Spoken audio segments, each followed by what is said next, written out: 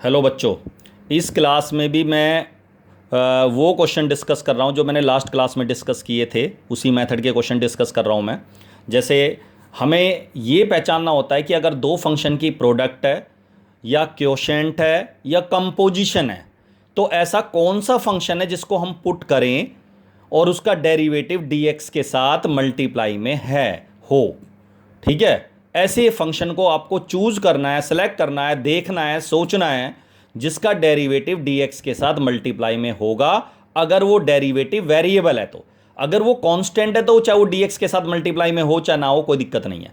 तो जैसे इस वाले क्वेश्चन में अब मुझे लगा कि ये सेकंड मेथड है, मतलब डिवाइड वाला केस है। तो डिवाइड वाला केस तब बनता जब x का डेरिवेटिव dx के साथ मल्टीप्लाई में होता, और x का डेरिवेटिव तो 1 होता है, log x थोड़ी होता है, मल्टीप्लाई में log x है dx के साथ, है ना। तो इसका मतलब इसमें डिवाइड वाला केस नहीं है, एक्चुअली ये मल्टीप्लाई वाला केस है। इसको हम ऐसे लिखेंगे log x इंटू 1/x। आपको लिखना नहीं है लेकिन समझाने के लिए मैंने लिखा है ऐसे कि log x इंटू 1/y वाला केस, 1/x वाला केस है ये, इंटू dx। अब आपको ये सेलेक्ट करना है कि log x का डेरिवेटिव 1/x होगा या 1/x का डेरिवेटिव log x होगा। तो साफ दिख रहा है log x का डेरिवेटिव 1/x होता है, और 1/x क्या वेरिएबल है, और ये मल्टीप्लाई में भी है dx के साथ। ठीक है। तो log x को t पुट कर दो तो डेरिवेटिव करोगे तो 1/x, log x का डेरिवेटिव 1/x, t का डेरिवेटिव dt/dx हो गया, dx इधर लिखना है तो 1/x dx equal to dt। तो इसका मतलब ये क्वेश्चन हो गया जी, log x को हमने t माना था, t पुट कर दिया, और 1/x dx ये दोनों वैल्यू मिलके combine 1/x into d x मिलकर क्या बन गया, dt लिख दिया। इसको इंटीग्रेट कर दो, t को इंटीग्रेट करेंगे क्या आएगा, t² / 2 प्लस c, और t की वैल्यू क्या है, log x है, log x का whole square by 2 plus c। ये आपका आंसर है। क्लियर है यहाँ तक। अच्छा, ये 2 पावर आगे नहीं आएगी, कभी आगे लिख दो। ठीक है, ऐसे ही रहेगा, log x का whole square by 2 plus c। अच्छा, नेक्स्ट क्वेश्चन देखो। अब इसमें खुद सोचो कि किसको पुट करें। ये भी इसी तरह का क्वेश्चन है, बस ये फर्क है इसमें log x है, इसमें 1 + log x है, स्क्वायर भी है। ठीक है ना। तो साफ दिख रहा है किसका डेरिवेटिव क्या होता है, log x का डेरिवेटिव क्या होता है, 1/x। तो जब मैं log x को t पुट करूंगा तो 1 को भी लूंगा साथ में, तो 1 + log x को t पुट करा। अच्छा, स्क्वायर को नहीं लेना क्योंकि स्क्वायर का डेरिवेटिव तो चेन रूल लगा के दोबारा यही आ जाएगा, तो अंदर वाले फंक्शन को लेना है। तो 1 + log x को, ये तीसरा केस है, थर्ड केस है, जिसमें एक स्क्वायर के अंदर जो पावर है उसके अंदर एक फंक्शन लिखा हुआ है जिसको पुट करना है अंदर वाले फंक्शन को। तो 1 + log x को t पुट करा, log 1 का 0 हो गया डेरिवेटिव, log x का 1/x इंटू dx dt। तो साफ दिख गया 1 + log x को t पुट करा तो t², और dx/x क्या बन गया, dx/x dt लिख दिया। dt हमेशा आखिर में लिखते हैं, और t² को इंटीग्रेट करेंगे तो t³ / 3 प्लस c, t की वैल्यू रख दो 1 + log x, तो 1 + log x का ³ / 3 प्लस c। सिंपल क्वेश्चन है। अब इसमें क्या है, अब इसमें मुझे लग रहा है कि ये भी log जैसा क्वेश्चन है, लेकिन log का डेरिवेटिव तो 1/x होता है, इसमें तो 1/x मल्टीप्लाई में नहीं है dx के साथ। तो यही तो सोचना है आपको कि भैया कुछ कॉमन वॉमन निकालो ना, क्योंकि पूरे डिनोमिनेटर को सारे को पुट करूंगा अगर मैं t, तो ऊपर वाला डेरिवेटिव 1 जो है, 1 इसका डेरिवेटिव है ही नहीं, तो इसका मतलब इसमें कॉमन वॉमन आ रहा होगा, कुछ कॉमन आ रहा होगा। इसमें से कॉमन निकाल लिया जी मैंने x कॉमन निकालेंगे तो 3 + log x। अब आप सबको पता है इसमें नोमिनेटर को पुट किया था तो इसमें ये रकम डिनोमिनेटर में है, और इसका डेरिवेटिव इस डिनोमिनेटर का डेरिवेटिव कहाँ है, dx के साथ मल्टीप्लाई में है। क्या log x का डेरिवेटिव क्या होता है, 1/x इंटू dx। तो ये एक तरह से डिवाइड वाला केस है जिसमें डिनोमिनेटर को t पुट करेंगे, तो 3 + log x को t पुट करा तो ये आ गया 1/x dx dt। तो आपने देखा ये इसको t पुट करा है डिनोमिनेटर को, और 1/x dx मिलके क्या बन गया dt। 1/t को इंटीग्रेट करेंगे क्या होगा, log t का मोड प्लस c, और t की वैल्यू रख दो 3 + log x प्लस c। इसी तरह यहाँ देखो, साइन का एंगल में tan inverse x upon 1 + x² है। साफ दिख रहा है 1 + x² का डेरिवेटिव साइन नहीं होता ना, साइन का डेरिवेटिव हमारे पास पता है कॉस होता है, वो भी नहीं है। तो इसका मतलब हमें फिर तीसरे वाला केस, अंदर वाला फंक्शन ढूंढना है। अंदर का मतलब है यहाँ एंगल, कंपोजिट फंक्शन देखना। कंपोजिट फंक्शन है यहाँ tan इनवर्स x, तो tan इनवर्स x को t पुट करा, tan इनवर्स x का डेरिवेटिव मुझे दिख भी रहा है, क्या होता है tan इनवर्स x का डेरिवेटिव 1/1 + x² dx बराबर dt। तो हमने देखा ये साइन t हो गया, t एंगल साइन का t हो गया, साइन टी ऐसे लिखेंगे, और dx अपॉन 1 + x² किसके बराबर लिख देंगे, dt के बराबर। dt हमेशा आखिर में लिखना है, और साइन t को इंटीग्रेट करेंगे, अभी करना है इंटीग्रेट, तो क्या हो जाएगा -cos t प्लस c, और t की वैल्यू क्या थी, tan inverse x plus c। ठीक है। अब देखो इस वाले क्वेश्चन में देखो, साइन का एंगल √x है, अभी एंगल वाला करवाया था ना। इसका मतलब ये हो गया कि अगर डिवाइड में फंक्शन है तो नीचे वाला का डेरिवेटिव ऊपर होना चाहिए, नोमिनेटर dx के साथ मल्टीप्लाई होना चाहिए, ऊपर नीचे नहीं, dx के साथ मल्टीप्लाई होना चाहिए। तो √x का डेरिवेटिव होता है 1/2 √x, तो एक √x का दोबारा डेरिवेटिव ये तो नहीं होगा ना, ये तो एडजस्ट होगा नहीं, तो इसका मतलब एंगल को पुट करेंगे हम। तो इस एक्चुअली ये मल्टीप्लाई में साइन √x इंटू 1/√x है, ये 1/√x लिख दिया इसको मैंने dx, और 2 से कर दिया इसको डिवाइड और मल्टीप्लाई। मल्टीप्लाई डिवाइड, कॉन्स्टेंट बाहर लिख सकते हैं मल्टीप्लाई डिवाइड वाला, ठीक है। उसके बाद इस एंगल को टी पुट कर दिया, रूट एक्स को, रूट एक्स का डेरिवेटिव सबको पता 1/2 रूट एक्स होता है डी एक्स बराबर डी टी। तो हमने देखा ये तो साइन टी हो गया और 1/2 रूट एक्स डी एक्स क्या बन गया डी टी, टू ऐसे ही रहेगा बार वाला, साइन टी को इंटीग्रेट करके क्या आएगा माइनस कॉस टी प्लस सी, टी की वैल्यू क्या है रूट एक्स, सिंपल है। अब कई बार मैंने बताया ना कुछ एडजस्टमेंट करनी पड़ेगी, ये कुछ क्वेश्चन जो है ये एडजस्टमेंट वाले हैं। अब इसमें मुझे साफ ऐसी कोई सिंपल फंक्शन नहीं दिख रहा, डायरेक्ट कोई फंक्शन नहीं दिख रहा जिसका डेरिवेटिव डी एक्स के साथ मल्टीप्लाई में हो। तो इसमें मुझे कुछ,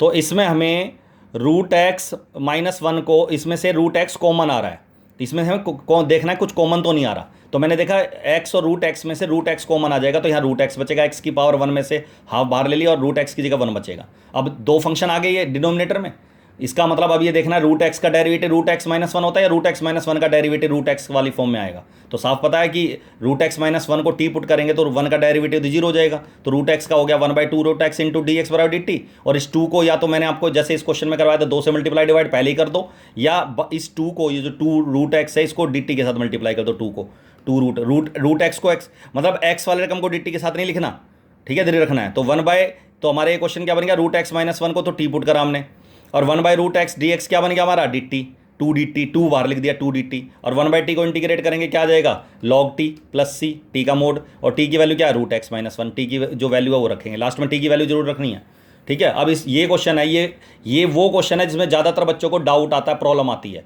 तो ये इंपॉर्टेंट क्वेश्चन है बेटा, ठीक है, इसमें दिक्कत आती है बच्चों को ज़्यादातर।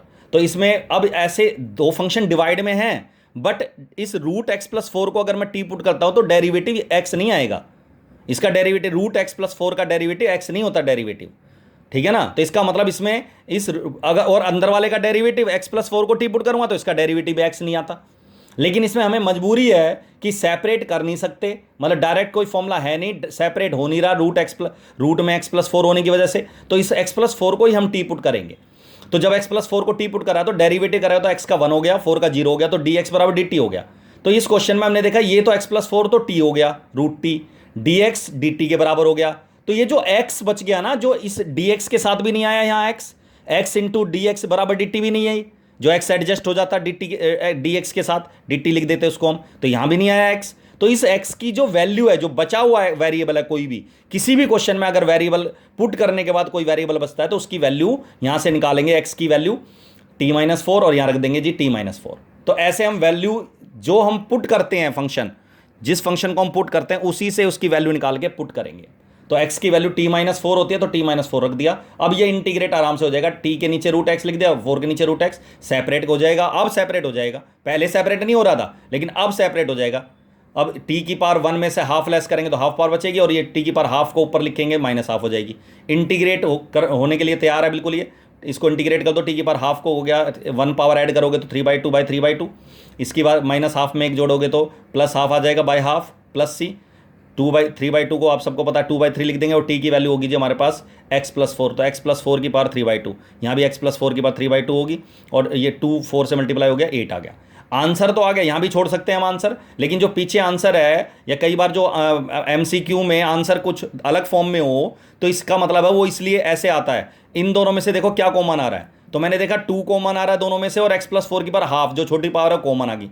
तो हमने देखा 2 कॉमन निकाल लिया, तो x प्लस 4 की पावर 3/2 में से अगर मैं 1/2 पावर कॉमन निकालता हूं तो आप सबको पता है ये बचेगा 3/2 माइनस 1/2 मतलब कि 2/2, और 2/2 का मतलब क्या होता है 1, है ना, 2/2 का मतलब क्या होता है 1। तो इसका मतलब x प्लस 4 की पावर 1 बचेगा, नीचे 3 बचेगा, 8 में से 2 बाहर लिया तो 4 बच गया, x प्लस 4 की पावर हाफ बाहर ले लिया।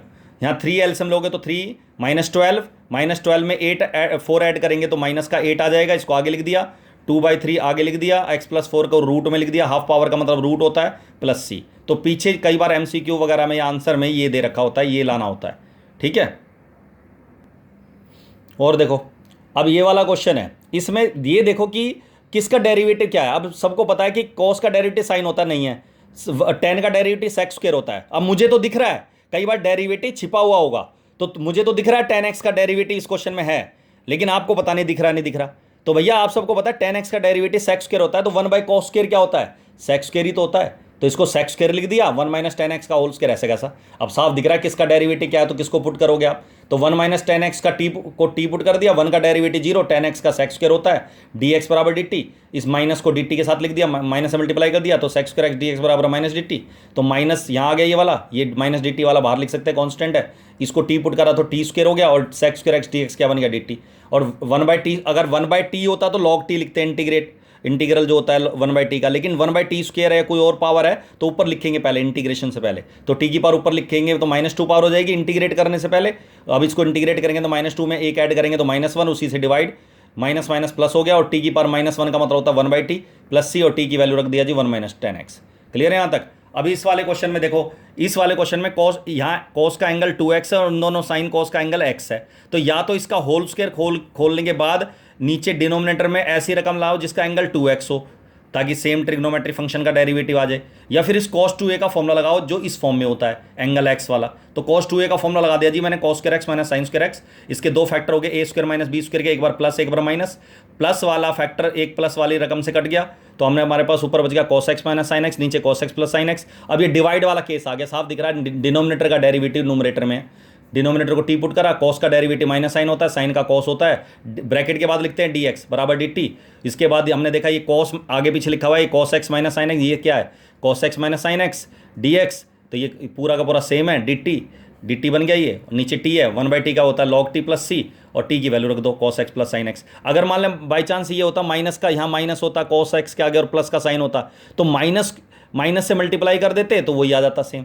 मतलब इसमें से माइनस कॉमन निकाल लो तो साइन माइनस कॉस आ जाएगा, अगर इन दोनों के साइन अलग अलग होते तो, ठीक है ना। अब यहाँ देखो ये क्वेश्चन भी वही है, सबको पता है 1 प्लस टेन एक्स को टी पुट करोगे, डायरेक्ट तो हो नहीं रहा इंटीग्रेट, सेपरेट कर नहीं पा रहे, तो 1 प्लस टेन एक्स को टी पुट करोगे तो डेरिवेटिव क्या होता है सेक स्क्वायर, वो है नहीं, तो हम क्या करेंगे इसको साइन कॉस में बदलो, तो टेन एक्स को साइन बाय कॉस लिखा, साइन बाय कॉस, कॉस से कॉस एलसीएम ले लिया न्यूमरेटर डिनोमिनेटर में दोनों में, कॉस से कॉस कट जाएगा तो cos x minus sine x, cos x plus sine x, same यही क्वेश्चन बन गया, सेम डिटो, डिनोमिनेटर को टी पुट कर दो, कॉस का डेरिवेटिव माइनस साइन, साइन का cos D x d t, तो ये नीचे टी हो गया, ऊपर वाला डी टी बन गया, और 1/t को log t हो गया, t की वैल्यू रख दो, आंसर आ गया। ठीक है, तो प्रैक्टिस असाइनमेंट 2 के सारे क्वेश्चन हो जाएंगे अब आपके, केवल लास्ट क्वेश्चन 21 क्वेश्चन छोड़ देना और एग्जाम्पल 14 छोड़ देना, बाकी सारे एग्जाम्पल और सारे क्वेश्चन करने हैं प्रैक्टिस असाइनमेंट 2 तक, 2 के सारे क्वेश्चन करने हैं 21 को छोड़कर। ठीक है, ये आपका होमवर्क है। चलो दैट्स ऑल।